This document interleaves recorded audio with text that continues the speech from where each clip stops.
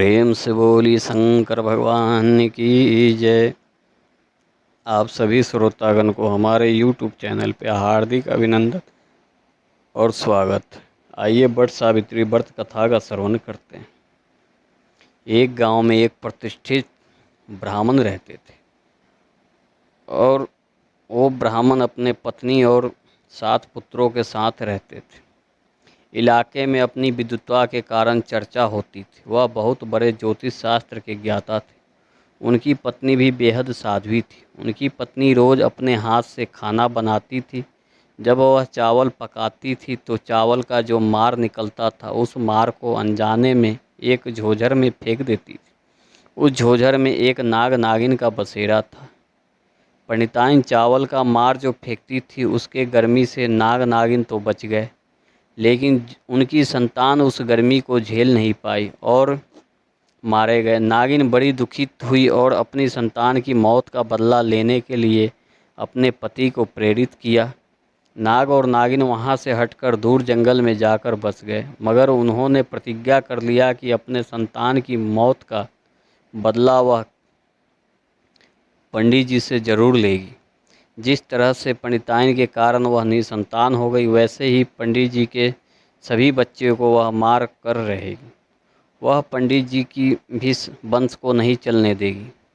पंडित जी के घर में घुसकर वह उनकी संतान को नुकसान तो नहीं पहुंचा सकते थे, क्योंकि पंडित जी ने उसे अपने मंत्र से कील कर रखा था। अतः नाग और नागिन उनके घर में घुसकर किसी भी संतान को डस नहीं सकते थे। नाग और नागिन अपने संतान की मौत का बदला लेने के लिए घात लगाए रहते थे। एक दिन उनको इसका मौका मिल गया। पंडित जी की बड़े लड़के की शादी धूमधाम से हो रही थी। शादी के बाद पंडित जी का लड़का दुल्हन के साथ लौट रहा था। लौटने के क्रम में वह एक बट वृक्ष के बगल में बने बसेरे में विश्राम कर रहा था। तभी वो विषैल नाग ने अपने पूर्व काल को स्मरण करके वहां आया और उनके लड़के को डस लिया। वह नाग बड़ा ही भयंकर विषधारी था। उसके विष के प्रभाव से आदमी तो क्या, पेड़ पौधे भी जलकर राख हो जाते थे। कहते हैं कि नाग के डसते ही उसके विष के प्रभाव से उस लड़के की सिर्फ राख ही बची। लड़के की पिताजी के घर में कोहराम मच गया। नई बहू आई और विधवा हो गई। पंडित जी ने अपने लड़के की राख को संभाल कर रख लिया। इसके बाद उन्होंने अपने दूसरे लड़के की भी शादी की, मगर इस बार भी वही हुआ। उस विषधर नाग ने पुनः उनके लड़के को डसा और वह लड़का भी विष से जल गया। इस तरह से उनके 6 लड़के मारे गए। पंडित जी ने यह अपने सभी लड़कों की राख को संभाल कर रख दिया और उन्होंने यह पता लगाने का प्रयास किया कि ऐसा क्यों हुआ, क्योंकि वह नाग मेरे बच्चे को डस रहा है। यह सवाल बार बार उनके मन में उठ रहा था। उन्होंने अपने गुरु से इस बात की चर्चा की। गुरु जी ने ध्यान लगाकर पता लगाया कि वह उनके बच्चे किस कारण से उनके साथ ऐसा हो रहा है। उनके मन में उठ रहा सवालों पे झकझोर रहा था। गुरु जी ने उन्हें बताया कि तुम्हारी पत्नी चावल का मार जिस झोझर में फेंकती थी, उसी झोझर में एक नाग नागिन का जोड़ा रहता था। वह नाग बेहद जहरीला है। वह अपने विष से पेड़ को भी डस ले तो पेड़ भी राख हो जाए। अतः अब तुम्हारे आखिरी बच्चे की भी जान खतरे में। पंडित जी यह सब जानकर डर गए। वह अक्सर अपने बच्चे की रक्षा का उपाय सोचते रहते थे। उनका अब एक ही संतान बचा था, जिसका नाम उन्होंने भोलेनाथ रखा था। वह लड़का अपने नाम के अनुरूप ही सरल निश्चल था। धीरे धीरे वह लड़का बड़ा होने लगा। उसकी भी उम्र शादी की हो गई। उसकी भी शादी के रिश्ते आने लगे, मगर पंडित जी ने अपने गुरु की बात याद आती और वह रिश्ता टाल देते थे। वह जानते थे कि मेरे इस पुत्र की भी जान खतरे में है। वह नाग शादी वाले दिन इसको भी नहीं छोड़ेगा। अतः उन्होंने फैसला किया कि अपने पुत्र की शादी वह ऐसे गुणी लड़की से करेंगे जो उसे इस खतरा से बचा ले, और ऐसी लड़की की तलाश वह खुद करेंगे। ऐसे ही वह गुनी लड़की की तलाश में पंडित जी ने एक दिन नदी पार करके दूसरे गांव में गए। वहां उन्होंने लड़कियों का एक झुंड देखा जो आपस में हंसी मजाक करते हुए जा रही थी। पंडित जी तो ज्योतिष से के जानकार थे, वह किसी के भी ललाट देखकर उसका चरित्र एवं गुण जान लेते थे। अतः उन्होंने लड़कियों में से एक लड़की का, जिसका नाम शांति था, को देखा। उन्होंने ऐसा लगा कि यह लड़की ही उनके पुत्र के लिए सही है। फिर भी उन्होंने परीक्षा लेनी चाहिए और वह लड़कियों के उस समूह के पीछे नंगे पांव जूता उतार कर चलने लगे। एकाएक नदी आया। नदी में पानी कम था, इस कारण लड़कियों का वह झुंड नदी को बिना नाव के ही पार करने लगा। पंडित जी भी नदी पार करने लगे, लेकिन नदी पार करते समय उन्होंने जूता पहन लिया। इस पर सभी लड़कियों कहने लगे, कैसा पागल है यह, इतनी गर्मी में जूता उतार कर चल रहा है और जब पानी में चल रहा है तो जूता पहन लिया। सभी उसका मजाक उड़ाने लगे, मगर वह लड़की जिसे पंडित जी ने मन ही मन अपने पुत्र के लिए चुन लिया था, वह बोली कि नहीं, यह बेहद विद्वान व्यक्ति है। अरे नंगे आँखों से हम सड़क पर कील कांटे आदि सब देखकर चल सकते हैं, मगर पानी में कहाँ कील है कहाँ कांटा है यह हम नहीं देख सकते। अब इन्होंने पानी में जूता पहन लिया, अब इन्हें कोई डर नहीं है। पत्थर, कांटा, कंकर, कील, किसी का भी डर नहीं रहा। यह बहुत ही विद्वान व्यक्ति है। मुझे लगता है उसकी बात को सुनकर पंडित जी बेहद ही प्रभावित हुए। उन्होंने लगा कि वह सही दिशा में जा रहे हैं, मगर उन्होंने और परीक्षा लेनी चाहिए। पानी से निकलने के बाद वह आगे बढ़ने लगे। आगे बढ़ते बढ़ते वह छाता को बंद कर लड़कियों के साथ ही चलने लगे। फिर थककर जब सारी लड़कियां एक पेड़ के नीचे बैठ गई तो पंडित जी भी उस पेड़ के नीचे जाकर अलग में बैठ गए और बैठने के बाद उन्होंने छाता लगा लिया। इस पर सारी लड़कियां कहने लगी, देखो तुम कहती थी ना यह विद्वान आदमी, अरे यह तो निरा मूर्ख है। देखो तो इतनी गर्मी में छाता हटाकर चल रहा था, अब पेड़ की छांव में बैठा तो छाता लगा लिया। इस पर वह लड़की बोली, नहीं, यह सचमुच बहुत विद्वान आदमी लगते हैं। इस पेड़ के ऊपर कई सारे पशु पक्षियों का बसेरा है। अब पेड़ के नीचे बिना छाता लगाए अगर यह बैठेंगे तो पक्षी ऊपर से बीट कर सकती है, जिससे इन्हें नहाना पड़ सकता है। अब इन्होंने छाता लगा लिया, अब इन पर पक्षी बीट भी करेंगे तो यह सुरक्षित रहेंगे। यह सचमुच बहुत विद्वान आदमी है। ऐसा कहकर लड़की ने उनके पास आई और उनको प्रणाम करके बोली, हे सज्जन, आप कौन हैं और कहाँ से आए हैं? उन्होंने जवाब दिया, पुत्री, मैं तुम्हारे पिता से मिलने आया हूँ और तुम्हारे ही घर जा रहा हूँ, मुझे अपने घर ले चलो। इस पर उस लड़की ने कहा कि आप ब्राह्मण हैं, आप मेरे घर चलेंगे, मैं एक धोबी की पुत्री हूँ। इस पर ब्राह्मण देव ने कहा कि हाँ, मैं तुम्हारे ही घर आया हूँ, तुम्हें तुम्हारे पिता से बात करनी है, मुझे अपने घर ले चलो। उस लड़की के पिता उस समय घर पे नहीं थे, अतः उस लड़की ने उन्हें अपने घर पर बैठने का आसन दिया और जलपान निवेदित किया। मगर पंडित जी ने कहा कि जब तक तुम्हारे पिता से बात नहीं होगी और वह मेरे बात को नहीं मानेंगे, तब तक मैं अन्न जल कुछ ग्रहण नहीं करूँगा।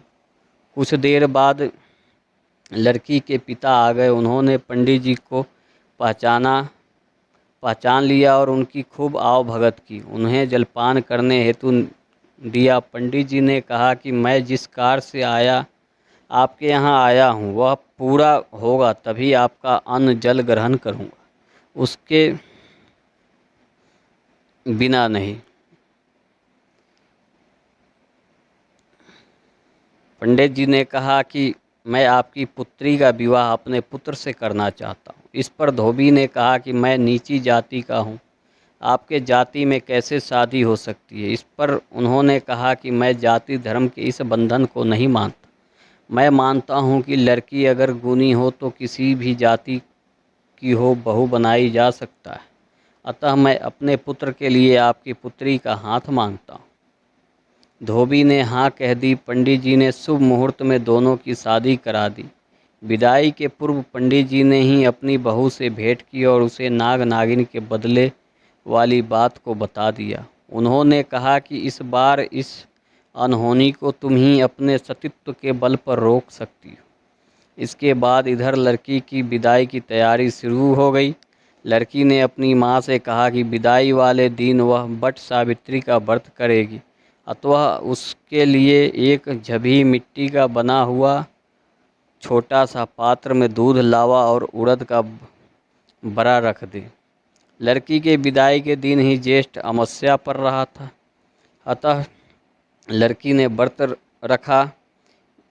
विदाई के दिन लड़की ने पुनः उपवास रखा। दूध, लावा और बड़ा लेकर ही वह अपनी डोली में बैठी। बारात दूल्हा और दुल्हन को लेकर फिर उसी नदी के किनारे स्थित बट वृक्ष के नीचे विश्राम हेतु रुकी। बट वृक्ष के नीचे विश्राम हेतु रुकते ही लड़की ने सर्वप्रथम उतरकर बरातियों को विश्राम करने जाने के बाद बट वृक्ष की जड़ में पूजा अर्चना के लिए जो सामान लेके आई थी वो रखी।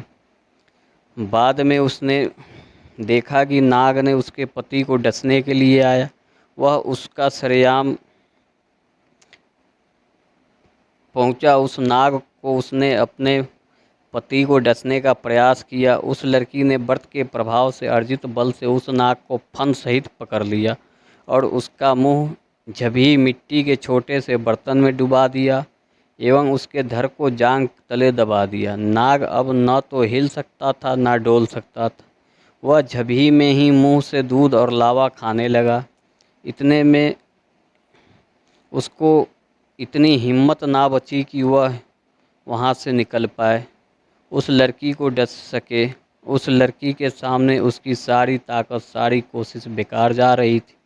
उधर नागिन परेशान थी कि उसका पति अब तक उस लड़के को डस के क्यों नहीं लौटा।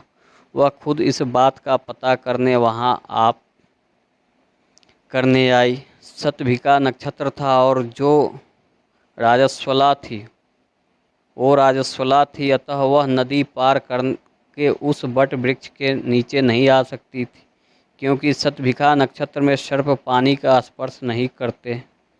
क्योंकि शतभिका नक्षत्र में यदि नागिन पानी का स्पर्श करे तो 7 जन्म तक निसंतान रहती है। अतः नागिन ने नदी के उस पार से ही समस्त दृश्यों को देखा और अपने पति को उस लड़की के कब्जे में देखकर उसने वहीं से चेतावनी देते हुए कहा कि ओ दुष्टा, मेरे पति को छोड़ दे, वरना जिस तरह से तुम्हारे सभी जेठों को मारा, तुम्हें भी तुम्हारे सभी सगे संबंधियों सहित मार डालूं। इस पर उस लड़की ने नागिन के तरफ बड़े के टुकड़े फेंकते हुए बोली कि पहले मेरे सभी बड़े को जिला, फिर पति ले जा। नागिन ने कहा, पहले मेरे पति को छोड़, फिर तुम्हारे मरे को मैं जिला दूंगी। बहुत देर तक दोनों में बकझक चली, मगर नागिन का जब तक कोई बस नहीं चला तो उसने अपने एक सहयोगी नाग को बुलाकर कहा कि जाओ नागलोक से अमृत ले आओ। नागिन के आदेश अनुसार उस नाग ने अमृत लेकर आया, उस लड़की को दे दिया। लड़की ने भी उस अमृत को अपने मृत जेठों के राख पर छिड़का और उसके सभी जेठ जिंदा हो गए। नाग नागिन ने भी उस लड़की को आशीर्वाद दिया कि जो कोई जेठ अमावस्या के दिन तुम्हारी कहानी को सुनेगा, नागों का उनका कोई भय नहीं रहेगा। उधर पंडित जी भी अपने सभी बच्चे को जिंदा देखकर अति प्रसन्न हुए। उन्होंने अपने घर पर अपनी पत्नी को संदेश भिजवा दिया कि स्वागत के लिए 6 थाल तैयार करो। सभी पुत्र वधुओं को कहो कि वह लोग सुहागन का जोड़ा धारण कर ले, क्योंकि उनके पति भी जिंदा होकर वापस लौट रहे हैं। तब पंडिताइन को सहसा यह सुनकर विश्वास नहीं हुआ। वह यह सोच रही थी कि भला मरे हुए लोग कैसे जिंदा हो उठ सकते हैं।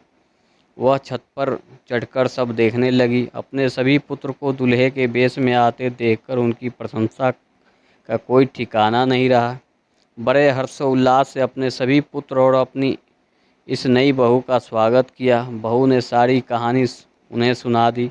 इस कहानी को सुनकर पंडित जी और पंडिताइन ने बहू को बहुत आशीर्वाद दिया और कहा कि जिस तरह से नवविवाहित कन्याएं वट सावित्री की पूजा करेंगे, उनका अखंड सौभाग्य रहेगा। उनको नाग नागिन का भी कोई डर भय नहीं सताएगा। प्रेम से बोलिए